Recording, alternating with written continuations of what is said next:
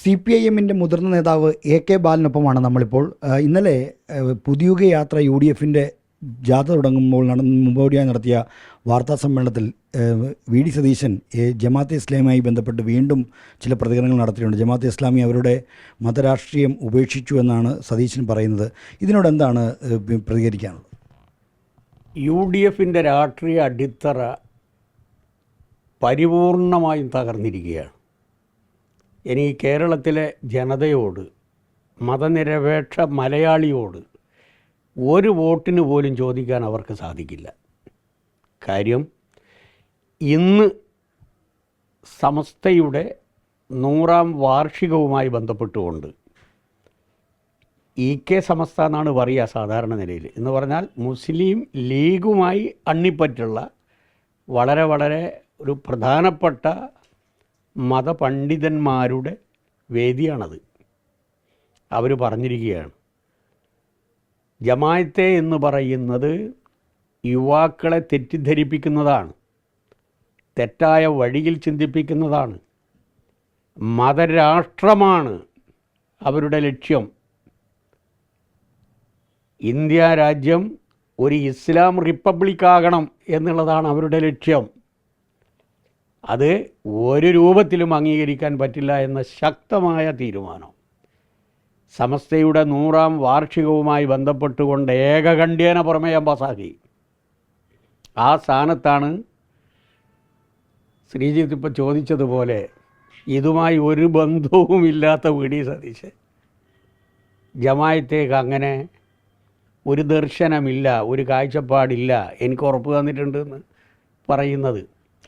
ഞാൻ ചോദിക്കട്ടെ, MS ഗോൾവാൾക്കറുടെ വിചാരധാര അദ്ദേഹം വായിച്ചിട്ടുണ്ടാവും.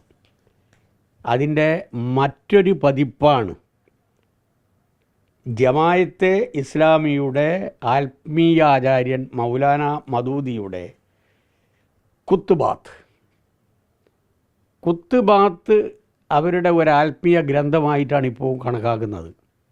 അതിൽ കൃത്യമായി പറയുകയാണ്, മതരാഷ്ട്രമാണ് ഞങ്ങളുടെ ലക്ഷ്യം.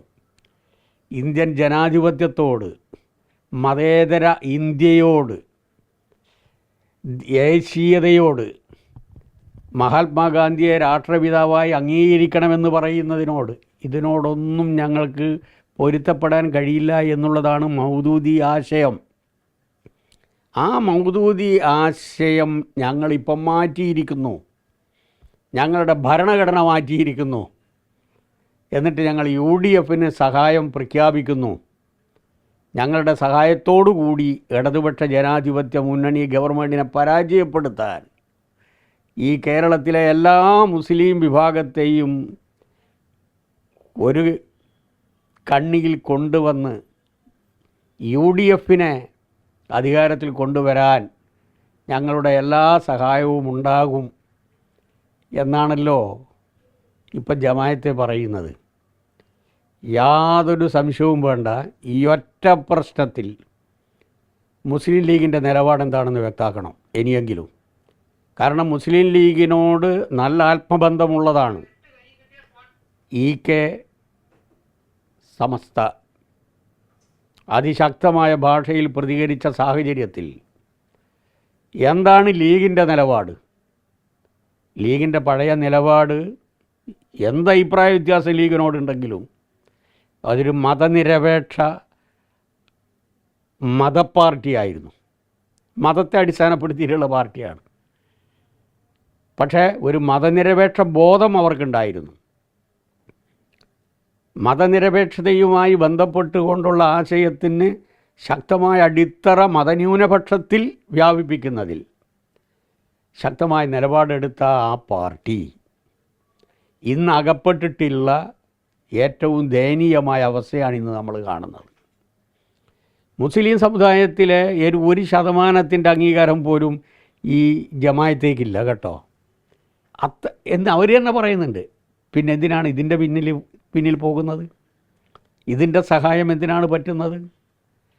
അപ്പോൾ എന്ത് വില കൊടുത്തും ഇടതുപക്ഷ ജനാധിപത്യ മുന്നണിയുടെ 3ാം വരവില്ലാതാക്കുക, അതിൻ്റെ ഇമേജ് ഇല്ലാതാക്കുക, മതന്യൂനപക്ഷത്തിൽ കേരളത്തിലെ ഗവൺമെൻറ്റിനും പ്രത്യേകിച്ച് കേരളത്തിൻ്റെ മുഖ്യമന്ത്രിക്കും ഉള്ള അംഗീകാരം ഇല്ലാതാക്കുക, അതുവഴി മുസ്ലിം സമുദായത്തിൻ്റെ ഏകീകരണം യാഥാർത്ഥ്യമാക്കി LDFനെ തകർക്കുക. ഈ ദുഷ്ടലാക്കിൽ മതേതര കേരളത്തിലെ മതന്യൂനപക്ഷങ്ങൾ അവരുടെ കൂടെ നിൽക്കില്ല. ജമാഅത്തെ എതിർക്കുന്നത് മുസ്ലിമിനെ എതിർക്കുന്നു എന്ന രൂപത്തിലേക്ക് എത്തരുത്. കാരണം അത് മുസ്ലിം ജനവിഭാഗത്തിൻ്റെ 1% താഴെ അംഗീകാരം മാത്രമേ ഉള്ളൂ.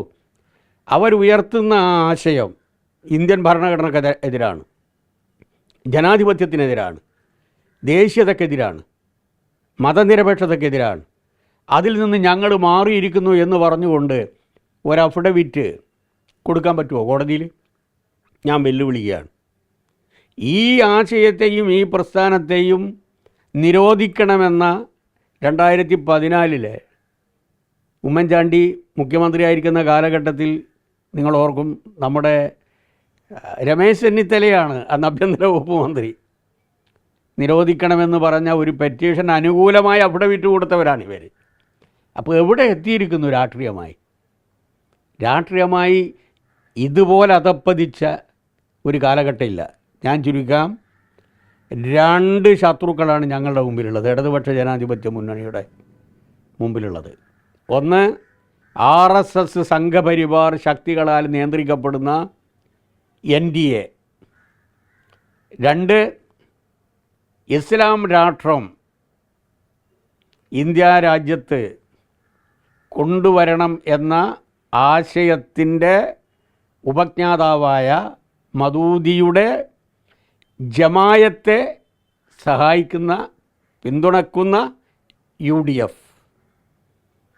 ആ UDFനും NDAക്കുമെതിരായി മതനിരപേക്ഷ കേരളത്തിൻ്റെ മലയാളി മനസ്സ് ഇടതുപക്ഷ ജനാധിപത്യ മുന്നണിയുടെ കൂടെയായിരിക്കുമെന്ന് മാത്രമല്ല, അതിശക്തമായ പ്രതികരണം, രാഷ്ട്രീയ പ്രതികരണം ഈ തെരഞ്ഞെടുപ്പിൽ ഉണ്ടാകാൻ പോവുകയാണ്.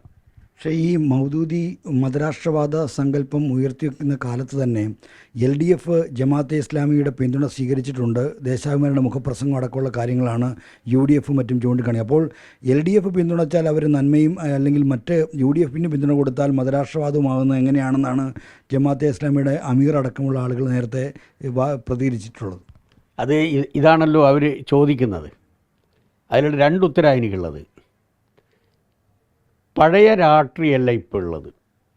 ഇന്ത്യ രാജ്യത്തിൽ മതരാഷ്ട്രീയം വർഗീയതയിലേക്കും വർഗീയത ഭീകരവാദത്തിലേക്കും അതുവഴി നമ്മുടെ രാജ്യത്തെ ഛിന്നഭിന്നമാക്കാൻ രാജ്യശത്രുക്കൾ സാമ്രാജ്യത്വത്തിൻ്റെ സഹായത്തോടുകൂടി നടത്തുന്ന അതിഭീകരമായ ആക്രമണത്തെ നമുക്ക് കാണാതിരുന്നുകൂടാ ഇന്നത്തെ സാഹചര്യത്തിൽ. അത്തരമൊരു സാഹചര്യത്തിൽ അതിനെ മനസ്സറിഞ്ഞുകൊണ്ടും അറിയാതെയും ആശയതലത്തിലോ മറ്റു തലത്തിലോ സഹായിക്കുന്ന ഒരു പ്രസ്ഥാനവുമായി ബന്ധപ്പെട്ടുകൊണ്ട് ഒരു രാഷ്ട്രീയ കൂട്ടുകെട്ടും ധാരണയും ഉണ്ടാകാൻ പാടില്ല എന്നുള്ളത് ഞങ്ങളുടെ ആദ്യ കാലഘട്ടം മുതൽ ഉള്ള അതിശക്തമായ രാഷ്ട്രീയ സമീപനമാണ്. ഒരു ഘട്ടത്തിൽ ഞങ്ങൾക്ക് അവർ വോട്ട് തന്നു എന്നുള്ളത് യാഥാർത്ഥ്യമാണ്. ആ കാലഘട്ടത്തിൻ്റെ ഒരു പ്രത്യേകത അതിശക്തമായ സാമ്രാജ്യത്വ വിരുദ്ധ വികാരം ആളിക്കത്തുന്ന ഘട്ടത്തിലും ഇവരെ നിരോധിച്ച കാലഘട്ടത്തിലും ബാബറി മസ്ജിദ് പ്രശ്നം, അതുപോലെ തന്നെ ഇറാൻ ഇറാഖ് പ്രശ്നം, ഇത്തരം സർവ്വദേശീയ പ്രശ്നങ്ങളുടെ പശ്ചാത്തലത്തിൽ അവർ ഞങ്ങൾക്കനുകൂലമായി വോട്ട് തന്നിട്ടുണ്ട്. അതില്ല എന്ന് ഞാൻ പറയുന്നില്ല. വോട്ട് തന്നതും ഒരു തെരഞ്ഞെടുപ്പുമായി ബന്ധപ്പെട്ടുകൊണ്ട് ഞങ്ങൾ മുന്നണി ഉണ്ടാക്കുന്നു, ആ പ്രസ്ഥാനത്തിന് അവർ അടിസ്ഥാനപരമായി സ്വീകരിച്ച നയത്തിന് ഇപ്പോൾ എന്താണ് തെറ്റ് എന്ന് പറയുന്നതും രണ്ടും രണ്ടാണ്. ഇപ്പോൾ അടിയന്തരാവസ്ഥ കാലഘട്ടവുമായി ബന്ധപ്പെട്ടുകൊണ്ട് RSS പങ്കാളിയായ ജനതാ പാർട്ടിയുമായി നീക്കുപോക്ക് ഞങ്ങൾ ഉണ്ടാക്കിയിട്ടുണ്ട്. അത് ഇനിയും ഒരു ഇന്ത്യ രാജ്യത്തിൻ്റെ ജനാധിപത്യ വ്യവസ്ഥക്കും മതനിരപേക്ഷതക്കും നമ്മുടെ രാജ്യത്തിൻ്റെ ഭരണഘടനയ്ക്കുമെതിരായ വെല്ലുവിളി രൂപപ്പെടുന്ന സമയത്ത് കക്ഷി രാഷ്ട്രീയത്തിന് അതീതമായ ജനകീയ പ്രസ്ഥാനവും ജനകീയ പ്രക്ഷോഭവും തെരഞ്ഞെടുപ്പിലെ അഡ്ജസ്റ്റ്മെൻ്റ് ഉണ്ടാകും. രാഷ്ട്രീയ സാഹചര്യമാണ് പ്രാധാന്യത്തോടു കൂടി നമ്മൾ കാണേണ്ടത്. ഇന്നത്തെ രാഷ്ട്രീയ പ്രാധാന്യം മനസ്സിലാക്കുമ്പോൾ ഒരു രൂപത്തിലും ഇത്തരം പ്രസ്ഥാനങ്ങളുമായി ബന്ധപ്പെട്ടുകൊണ്ട്, അതും മതസൗഹാർദ്ദത്തിൻ്റെ പൂങ്കാവനമായ ഈ കേരളത്തെ കുരുതിക്കളമാക്കാൻ ശക്തിയുള്ള ആശയതലം സൃഷ്ടിക്കുന്ന വിഭാഗങ്ങളുമായി ഒരു രൂപത്തിലും ബന്ധപ്പെടാൻ കഴിയില്ല എന്ന് മാത്രമല്ല, ഒരു മുന്നറിയിപ്പ് ഇതുമായി ബന്ധപ്പെട്ടുകൊണ്ട് ജസ്റ്റിസ് തോമസ് പി ജോസഫ് മാറാട് കൂട്ടക്കൊലയുമായി ബന്ധപ്പെട്ടുകൊണ്ട് നടത്തിയ, നിങ്ങൾ വായിക്കണം, കമ്മീഷൻ. ആ കമ്മീഷൻ റിപ്പോർട്ടിൽ കൃത്യമായി പറഞ്ഞൊരു കാര്യം, വർഗീയ ശക്തികളുടെ സഹായത്തോടു കൂടി ആരധികാരത്തിൽ വന്നാലും അവർ അതിനെ സ്വാധീനിക്കും. ഇതാണ് ഞാൻ പറഞ്ഞത്. അതാണ് പിന്നീട് വിവാദമായത്. അതിലേക്ക് വരികയാണ്. താങ്കളാണല്ലോ നടത്തിയ പ്രതികരണമാണല്ലോ ഇപ്പോൾ ഈ ജമാഅത്ത് ഇസ്ലാമായി ബന്ധപ്പെട്ടൊരു ചർച്ച നേരത്തെ തുടക്കമിട്ടത്. അതായത് UDF അധികാരത്തിൽ വന്നാൽ ജമാഅത്തെ ഇസ്ലാമി ആയിരിക്കും ആഭ്യന്തര വകുപ്പ് കൈകാര്യം ചെയ്യുക എന്നടക്കം. അത് ഹൈന്ദവ വോട്ടുകൾ, ഭൂരിപക്ഷ വോട്ടുകളെ സ്വാധീനിക്കാനാണ്. അത് അങ്ങേക്കെതിരെ വലിയ വിമർശനങ്ങൾക്കും മറ്റും ഇടയാക്കുകയും ചെയ്തു. അതിലെന്താണ് ഒരു വിശദീകരണം ഇനിയിപ്പോൾ? അത് ഒന്നാമത് ഇത് തെറ്റായിട്ടുള്ള ഒരു വ്യാഖ്യാനമാണ്. ഞാൻ അതിൽ പ്രധാനമായി ഞാൻ പറഞ്ഞ കാര്യം, അത് ഞാൻ പത്രസമ്മേളനം വിളിച്ചിട്ട് പറഞ്ഞതല്ല. ഈ കഴിഞ്ഞ ജനുവരി മാസം 6-ാം തീയതി എൻ്റെ വീട്ടിൽ വന്ന് ഒരു പ്രതികരണം ചോദിച്ചതാണ്. ആ പ്രതികരണം ചോദിക്കാനുള്ള പശ്ചാത്തലം, ഈ വയനാടിൽ കോൺഗ്രസിൻ്റെ ഒരു കോൺക്ലേവ് ഉണ്ടായിരുന്നു. അതിൽ 100 സീറ്റ് ഞങ്ങൾക്ക് കിട്ടാൻ പോകുന്നു എന്നവർ പറഞ്ഞു. അതിൻ്റെ പ്രതികരണം ചോദിച്ചതാണ്. അപ്പം ഞാൻ പറഞ്ഞു, അത് മലർപ്പൊടിക്കാരൻ്റെ കലത്തിൻ്റെ അനുഭവമായിരിക്കും ഉണ്ടാകുക, അത് പൊട്ടിയിട്ടേ തീരൂ. ഇങ്ങനെ പറയാൻ അവർക്ക് പ്രേരണ നൽകുന്നത് ജമായത്തയുടെയും അതുപോലെ തന്നെയുള്ള മറ്റ് ഭീകര സംഘടനകളുടെയും ജാതി സംഘടനകളുടെയും മതസംഘടനകളുടെയും സഹായമാണ്. അതിൻ്റെ പിൻബലത്തിലാണ് ഇങ്ങനെ പറയുന്നത്. അതുമായി ബന്ധപ്പെട്ടുകൊണ്ട് ഞാൻ പറഞ്ഞത്, ഇത്തരം ശക്തികളുമായി ബന്ധപ്പെട്ടുകൊണ്ട് UDF ആയാലും ശരി, LDF ആയാലും ശരി, ആരധികാരത്തിൽ വന്നു കഴിഞ്ഞാലും അവർ ഭരണത്തെ സ്വാധീനിക്കും. രണ്ടാമത്തെ വാക്ക്, ജമാഅത്തയുടെ സഹായത്തോടു കൂടിയിട്ടാണ് വരുന്നതെങ്കിൽ ജമാഅത്തയുടെ സഹായം ഉണ്ടാകുമെന്ന് അവർ കൃത്യമായി പറഞ്ഞല്ലോ. അത് ഭരണത്തെ സ്വാധീനിക്കും, ആഭ്യന്തരത്തെ സ്വാധീനിക്കും. ആഭ്യന്തരത്തെ സ്വാധീനിച്ച് കഴിഞ്ഞാൽ മാറാട് പോലുള്ള സംഭവങ്ങൾക്ക് അത് വഴിയൊരുക്കാം. ഈ ഒരു അപ്രിഹെൻഷൻ ഒരു പൊതുപ്രവർത്തകൻ എന്നുള്ള നിലയിൽ ഞാൻ പറഞ്ഞു. അല്ലാതെ മാറാട് സംഭവത്തിൻ്റെ പിന്നിൽ ജമാഅത്തെ ഇസ്ലാമി ഹിന്ദ് കേരള ചാപ്റ്റർ ഞാൻ എവിടെയും പറഞ്ഞിട്ടില്ല. RSSനെയും സംഘപരിവാറിനെയും എതിർക്കുന്നത് പോലെ തന്നെ മതന്യൂനപക്ഷങ്ങളിൽ രൂപം കൊള്ളുന്ന, പ്രത്യേകിച്ച് ഈ കാലഘട്ടത്തിൻ്റെ പ്രത്യേകത മനസ്സിലാക്കി രൂപം കൊള്ളുന്ന തെറ്റായ ആശയത്തെ അതിശക്തമായി എതിർക്കണം, ചെറുത്ത് തോൽപ്പിക്കണം. അവരുടെ സഹായത്തോടുകൂടി ഒരു ഭരണം അധികാരത്തിൽ വരാൻ പാടില്ല. ഈ നല്ല വിശ്വാസത്തിലാണ് ആ പ്രതികരണം നടത്തിയത്. അതിന് ഒരു ഇസ്ലാം വിരുദ്ധനായിട്ട് ചിത്രീകരിക്കാനും സംഘിയുടെ ആളായി ചിത്രീകരിക്കാനുമുള്ള ശ്രമം നടത്തി. അതിപ്പോൾ മുഖ്യമന്ത്രിക്കെതിരായിട്ട് എത്ര കാലമായി നടത്തിക്കൊണ്ടിരിക്കുന്നു. അതിൻ്റെ ഒരു തുടർച്ചയാണ്. ബഹുമാനപ്പെട്ട മുഖ്യമന്ത്രി കൃത്യമായി പറഞ്ഞു, തലശ്ശേരി ഓർമ്മപ്പെടുത്തിയത്, മാറാട് ഓർമ്മപ്പെടുത്തിയത് ചരിത്രത്തെ ഓർമ്മപ്പെടുത്തലാണ്. ചരിത്രം തമസ്കരിക്കാനുള്ളതല്ല, ഓർമ്മപ്പെടുത്താനുള്ളതാണ്. അതുകൊണ്ടാണ് നമ്മൾ മഹാത്മാഗാന്ധിയുടെ വധം ഓർമ്മപ്പെടുത്തുന്നത്. അതുകൊണ്ട് എന്തെങ്കിലും പ്രശ്നമുണ്ടോ? അതിനെ ആവർത്തിക്കരുത് എന്നുള്ളത് കൊണ്ടാണ്. ബാബറി മസ്ജിദ് വീണ്ടും ഓർമ്മപ്പെടുത്തുന്നത് വീണ്ടും പള്ളി പൊളിക്കാനാണോ? ആവർത്തിക്കാതിരിക്കാനാണ്. ഗുജറാത്ത് സംഭവം വീണ്ടും ആവർത്തിക്കുന്നത് എന്തിനാ? ഗുജറാത്ത് സംഭവം ആവർത്തിക്കാതിരിക്കാനാണ്. അതുകൊണ്ട് ചരിത്രം ഓർമ്മപ്പെടുത്താനാണ്, തമസ്കരിക്കാനല്ല. ഓർമ്മപ്പെടുത്തിക്കൊണ്ടേയിരിക്കണം. ഈ രാഷ്ട്രീയം അറിയാത്ത ചില ആൾക്കാർ, അവർക്ക് പിന്നെ ചില പ്രതികരണങ്ങൾ, ബാലൻ ഇപ്പോൾ പറഞ്ഞത് ശരിയാണോ, ഇപ്പോൾ പറയേണ്ടിയിരുന്നോ എന്നൊക്കെ ഏത് ഭാഗത്ത് വന്നു കഴിഞ്ഞാലും എല്ലാ പാർട്ടി മെമ്പർമാരും അനുഭാവികളും വർഗഭോജന സംഘടനകളും രംഗത്ത് വരണം. പണ്ടെന്തായിരുന്നു എന്ന് പറഞ്ഞു കഴിഞ്ഞാൽ, കമ്മ്യൂണിസ്റ്റ് പാർട്ടി എന്ന് പറഞ്ഞു കഴിഞ്ഞാൽ, ഇടതുപക്ഷം എന്ന് പറഞ്ഞു കഴിഞ്ഞാൽ, അതിൻ്റെ നേതാക്കൾ എന്ന് പറഞ്ഞു കഴിഞ്ഞാൽ ഒരാൾക്ക് എതിരായിട്ട് പറയാൻ പറ്റില്ല. ഇത് സിനിമാ തിയേറ്ററിലായാലും ചായപ്പീടികയിലായാലും കള്ള് ഷാപ്പിലായാലും ബാർബർ ഷാപ്പിലായാലും ഈ പാർട്ടി മെമ്പർമാരും അതുപോലെ തന്നെ അനുഭാവികളും ഇതങ്ങ് ഏറ്റെടുക്കും. പിന്നെ ഒരു മലയാള മനോരമക്കും ഒരു മാതൃഭൂമിക്കും അവിടെ സ്ഥാനം ഉണ്ടാകില്ല. ഇപ്പം എന്താ വെച്ചാൽ ആ രൂപത്തിലുള്ള അതിശക്തമായ ആക്രമണം വരുമ്പോൾ പ്രതിരോധിക്കുന്നതിൽ വരുന്ന വലിയ കുറവുണ്ട്. ആ കുറവ് നികത്താൻ ഈ തെരഞ്ഞെടുപ്പിനെ ഞങ്ങൾ രാഷ്ട്രീയമായിട്ട് ഉപയോഗിക്കണമെന്നുള്ളതാണ് ഞങ്ങളുടെ പാർട്ടിയുടെ ഈ പഞ്ചായത്ത് തെരഞ്ഞെടുപ്പുമായി ബന്ധപ്പെട്ടുകൊണ്ടുള്ള റിവ്യൂവിൽ പ്രധാനമായും എടുത്തു പറഞ്ഞത്. ഈ മുന്നണി കൺവീനർ TP രാമകൃഷ്ണൻ അടക്കമുള്ള ആളുകൾ അങ്ങയുടെ പ്രസ്താവനയെ അനുകൂലിച്ചില്ല. മാത്രമല്ല MV ഗോവിന്ദൻ അക്കാര്യത്തിൽ ഒരു പരസ്യപ്രതികരണത്തിന് തയ്യാറാവാത്ത അദ്ദേഹത്തിന് ഇതിനോടുള്ള അതൃപ്തി കൊണ്ടാണ്. അപ്പോൾ ഈ പാർട്ടി ഒന്നാകെ അങ്ങയുടെ ഒരു മുഖ്യമന്ത്രി പറഞ്ഞു, എന്നാൽ മറ്റുള്ളവരത് ഏറ്റെടുത്തില്ല എന്നുള്ളൊരു പ്രയാസമുണ്ടോ? ഒരു പ്രയാസമില്ല. കാരണം ഗവൺമെൻറ്റുമായി ബന്ധപ്പെട്ടുകൊണ്ടുള്ള കാര്യത്തെ സംബന്ധിച്ച് ഔദ്യോഗികമായി അഭിപ്രായം രേഖപ്പെടുത്തുന്നത് മുഖ്യമന്ത്രിയാണ്. അപ്പോൾ ഭരണതലത്തിൽ ബഹുമാനപ്പെട്ട മുഖ്യമന്ത്രി നടത്തിയിട്ടുള്ള ഒരു പ്രതികരണം ഒരു ഭാഗത്തും, ഞാൻ പറഞ്ഞത് തെറ്റാണ് എന്ന് സംസ്ഥാന സെക്രട്ടറി പറയാത്ത സാഹചര്യത്തിലും, ആ രൂപത്തിൽ ഏതെങ്കിലും ഒരു പാർട്ടി ഘടകം ഞാൻ പറഞ്ഞത് തെറ്റാണ് എന്ന് പറയാത്ത സാഹചര്യത്തിലും ഞാൻ പറഞ്ഞതിൽ തന്നെ ഉറച്ചു നിൽക്കുകയാണ്. ഞാൻ അതിൻ്റെ കൂടെ തന്നെ പറഞ്ഞു, ഞാൻ പറഞ്ഞതിൽ ഏതെങ്കിലും രൂപത്തിലുള്ള ഒരു വാക്ക് തെറ്റാണെന്ന് പാർട്ടിയുടെ സംസ്ഥാന സെക്രട്ടറി പറഞ്ഞാൽ അപ്പം തന്നെ ഞാൻ തിരുത്തുമെന്ന് മാത്രമല്ല, ക്ഷമാപണവും നടത്തും.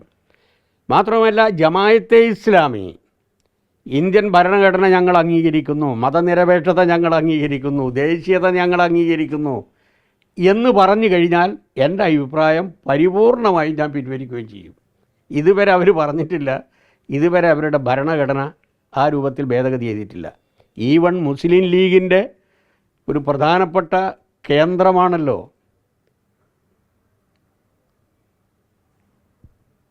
മലപ്പുറത്തെ തറവാട്, പാണക്കാട് തറവാടിൽ ഏതെങ്കിലും തങ്ങൾ ജമാഅത്തെ എന്ന് പറഞ്ഞു കഴിഞ്ഞാൽ മുസ്ലിം സമുദായത്തിൻ്റെ ഹോൾസെയിൽ ഏജൻ്റാണെന്ന് പറഞ്ഞിട്ടുണ്ടോ? ഇല്ലല്ലോ. AP സുന്നി പറഞ്ഞിട്ടുണ്ടോ? EP സുന്നി, EK സുന്നി പറഞ്ഞിട്ടുണ്ടോ? മുജാഹിദുകൾ പറഞ്ഞിട്ടുണ്ടോ? ആരെങ്കിലും പറഞ്ഞിട്ടുണ്ടോ? അപ്പോൾ ഞാൻ പറഞ്ഞതിനെ ഒരു രൂപത്തിലും ആരും ഡിസോൺ ചെയ്തിട്ടില്ല. ആകെ പറഞ്ഞത് ഷാജിയാണ്. ഷാജി അത് മാത്രമല്ല പറഞ്ഞത്, മതമാണ്. ഓർമ്മയുണ്ടോ? മതമാണ്. കഴിഞ്ഞ 10 കൊല്ലം ഞങ്ങളുടെ മതത്തിന് കിട്ടാത്തത് ഞങ്ങൾ തിരിച്ചു പിടിക്കുന്നതിന് വേണ്ടിയിട്ടാണ് ഈ തെരഞ്ഞെടുപ്പിനെ കാണുന്നത് പറയുന്നതാണ്. ജമാഅത്തേക്കാർ പോലും അങ്ങനെ പറയില്ല, SDPക്കാർ പോലും അങ്ങനെ പറയില്ല. അവിടം വരെ എത്തിക്കഴിഞ്ഞു. അപ്പം ശക്തമായ ആക്രമണം, രാഷ്ട്രീയമായ പൊളിറ്റിക്കലായിട്ടുള്ള ആക്രമണം നടത്താൻ ഏറ്റവും സഹായകരമാണ് EK സുന്നിയുടെ സമസ്തയുടെ ഇന്ന് 100ാം വാർഷികവുമായി ബന്ധപ്പെട്ടുകൊണ്ടുള്ള ജ്വലിക്കുന്ന പ്രമേയം. ആ പ്രമേയത്തെ പരിപൂർണമായും അംഗീകരിക്കുന്നു എന്ന് മാത്രമല്ല, കേരളത്തിൻ്റെ പൊതുസമൂഹം ഈ സമസ്തയുടെ പ്രമേയം അതിശക്തമായി പ്രചരിപ്പിക്കണമെന്നുള്ളതാണ് എൻ്റെ എളിയ അഭിപ്രായം. ഈ 1987 ഈ നിയമസഭാ തെരഞ്ഞെടുപ്പിനെ നേരിട്ടപ്പോൾ ഈ ഭൂരിപക്ഷ പിന്തുണയിൽ അന്ന് അധികാരത്തിൽ വന്നു എന്നുള്ള തരത്തിലുള്ള ചില വിമർശനങ്ങളൊക്കെ ഉണ്ട്. അത് അതിൻ്റെ പ്രത്യേക രാഷ്ട്രീയ സാഹചര്യം ഉണ്ടായിരുന്നു. ഇപ്പോഴും അതുപോലെ ഒരു ഭൂരിപക്ഷ വോട്ടുകളെയാണോ ഇടതുപക്ഷം ലക്ഷ്യം വെക്കുന്നത് എന്ന വിമർശനമുണ്ട്. ന്യൂനപക്ഷത്തിലെയും ഭൂരിപക്ഷത്തിലെയും നന്നായി ചിന്തിക്കുന്ന മതനിരപേക്ഷ മനുഷ്യർ, നല്ല വിശ്വാസത്തിൽ കാര്യങ്ങൾ നോക്കിക്കാണുന്ന കേരളത്തിൻ്റെ പ്രിയപ്പെട്ട മലയാളികൾ ഇടതുപക്ഷ ജനാധിപത്യ മുന്നണി ഗവൺമെൻറ്റിന് അനുകൂലമാണ്. ഒരു ആൻറ്റി ഇൻകുംബൻസി ഇല്ലിപ്പോൾ. ബഹുമാനപ്പെട്ട മുഖ്യമന്ത്രിയോട് ഈ ഗവൺമെൻറ്റിനോടും അവർ കാട്ടുന്ന മമത, സ്നേഹം, ബഹുമാനം അത് ഞങ്ങൾക്ക് ഒരു മുതൽ മുടക്കാണ്. അത് വെച്ചുകൊണ്ട് തന്നെ ഈ തെരഞ്ഞെടുപ്പിൽ ഞങ്ങൾ അത്യുജ്വലമായിട്ടുള്ള വിജയം കരസ്ഥമാക്കും. അതിൽ ഭൂരിപക്ഷത്തിൻ്റെ വികാരത്തെ തട്ടി ഉണർത്താനുള്ളതല്ലിത്. ഞങ്ങളുടെ തത്വാധിഷ്ഠിതമായിട്ടുള്ള രാഷ്ട്രീയത്തെ ഇപ്പോൾ പൊതുസമൂഹം അംഗീകരിച്ചിരിക്കുന്നു. അതിൻ്റെ തെളിവാണ് ഈ സംഭവങ്ങളൊക്കെ. പിന്നെ ഞങ്ങളെന്തിനു പേടിക്കണം? ഈ മൂന്നാമതും സർക്കാർ അധികാരത്തിൽ വരികയാണോ? അതുമാത്രമല്ല, പിണറായി വിജയനായിരിക്കുമോ നയിക്കുക? പിണറായി ആണോ വീണ്ടും മുഖ്യമന്ത്രിയാവുക? അതിനെ പാർട്ടിയുടെ അഖിലേന്ത്യാ സെക്രട്ടറിയും സംസ്ഥാന സെക്രട്ടറിയും മറുപടി പറഞ്ഞിട്ടുണ്ട്. ഇടതുപക്ഷ ജനാധിപത്യ മുന്നണിയെ നയിക്കുന്നത് ബഹുമാനപ്പെട്ട മുഖ്യമന്ത്രി തന്നെയായിരിക്കും.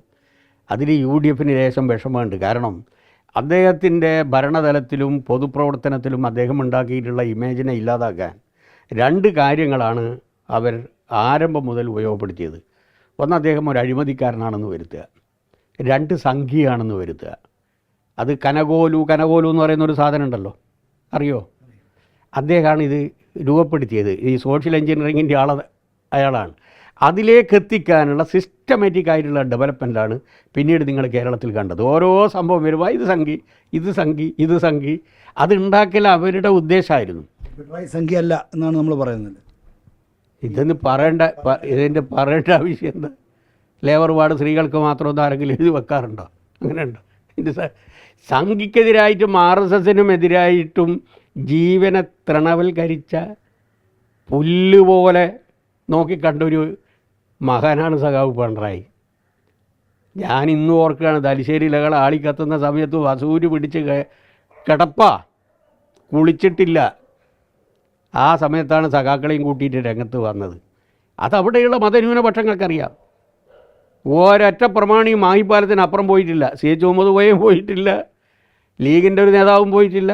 കരുണാകരൻ നമ്മളെ ശവം എടുത്തിട്ട് നേരെ ഭോപ്പാലിലേക്ക് പോയി. ഇത് വിക്രം സാരാഭായിൻ്റെ ഓർമ്മ ഉണ്ടോ? ഓർക്കണം, ഓർമ്മകൾ ഉണ്ടായിരിക്കണം, പുസ്തകങ്ങൾ ഉണ്ടായിട്ടുണ്ട്. ആ സമയത്തും CPMൻ്റെ ഇടപെടലാണ് വിധിയാത്തിൽ കമ്മീഷൻ എടുത്തു പറഞ്ഞത്. അപ്പം ഈ മതന്യൂനപക്ഷത്തിൻ്റെ മനസ്സിലുള്ള ഈ ഒരു വികാരമുണ്ട് അദ്ദേഹത്തിന് അനുകൂലമായിട്ടുള്ള. ആ വികാരത്തെ ഇല്ലാതാക്കാൻ സിസ്റ്റമാറ്റിക്കായി അവർ രൂപപ്പെടുത്തിയതാണ്. അത് ഈ ഒരു 10 കൊല്ലം മുമ്പേ നടന്നൊരു KPCCയുടെ എക്സിക്യൂട്ടീവിൽ രാത്രിയായിരുന്നു അത് ഒരു യോഗം. ആ യോഗത്തിൻ്റെ അകത്താണ് നിങ്ങൾ ഇങ്ങനെ വിട്ടാൽ, പിണറായിയെ വിട്ടാൽ അപകടമാണ്. അതന്ന് ഈ KC ജോസഫ് ഒരു പ്രമേയം കൊണ്ടുവന്നിരുന്നു. ഈ തലശ്ശേരിയിൽ ഒരു പട്ടികജാതി ഒരാക്രമണം ഉണ്ടായിരുന്നു. അത് CPM ആണ് പ്രതികൾ എന്ന് പറഞ്ഞുകൊണ്ടുള്ള അടിയന്തരം. അതിനുള്ള മറുപടി അദ്ദേഹം പറഞ്ഞു. ആ മറുപടിയോടുകൂടി പിന്നെ KCയുടെ ഇരുന്നു. അന്ന് രാത്രിയിലാണ് ഇദ്ദേഹത്തെ ഈ രൂപത്തിലാണ് വിടുന്നതെങ്കിൽ കെട്ടിവെച്ച കാശ് കിട്ടില്ല. അത് പറഞ്ഞ ആളെ എനിക്കറിയാം. അന്നൊരു ചർച്ച വന്നു. അപ്പം പിന്നെ അവർ രൂപപ്പെടുത്തി 2 മുഖം അദ്ദേഹത്തിൻ്റെ ഇത് ഇല്ലാതാക്കണം. ഒന്ന്, 0 ടോളറൻസ് ഓൺ കറപ്ഷൻ. അവർ അഴിമതിയുമായി ബന്ധപ്പെട്ട് ശക്തമായിട്ടുള്ള നിലപാടാണ്, അതിനെ പൊളിക്കണം. 2, ലീഗിൻ്റെ നേതാക്കന്മാർക്ക് പോലും ഇല്ലാത്ത ചില സ്ഥലങ്ങളിൽ അദ്ദേഹത്തിൻ്റെ സ്വാധീനം. ഇപ്പം ഞാൻ എൻ്റെ വീട്ടിൽ പോയി കഴിഞ്ഞാൽ എൻ്റെ പ്രിയപ്പെട്ട മുസ്ലിം സുഹൃത്തുക്കൾ പല കാര്യങ്ങളുമായിട്ട് മന്ത്രി ആയിരിക്കുന്ന സമയത്ത് എല്ലാ സമയത്തും വരും.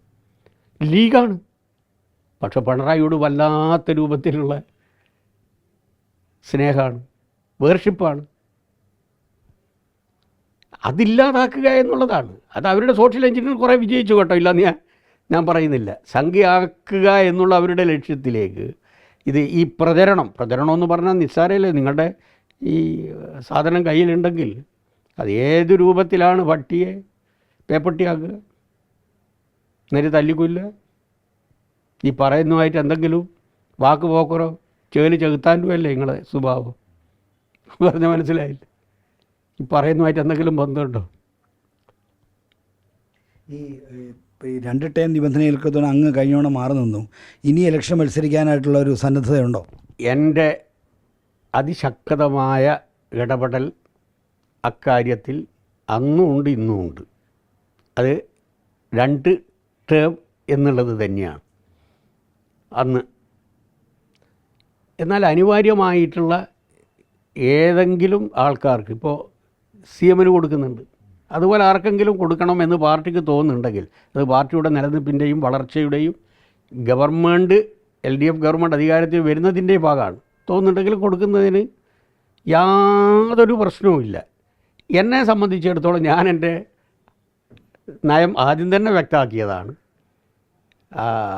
അത് പാർട്ടിക്ക് അറിയാവുന്നതുമാണ്. അക്കാര്യത്തിൽ എനിക്ക് ശക്തമായിട്ടുള്ള വെറും വാശിയും ഉണ്ടായിരുന്നു. കുടുംബവും മത്സരിക്കാനില്ല, അതും പോരെ. ഇനിയിപ്പോൾ ഇത്തവണയും ഭാര്യയുടെ പേരൊക്കെ വരുന്നുണ്ടായിരുന്നു. ഭാര്യൻ്റെ പേര് നിങ്ങൾ കൊണ്ടുവന്നു.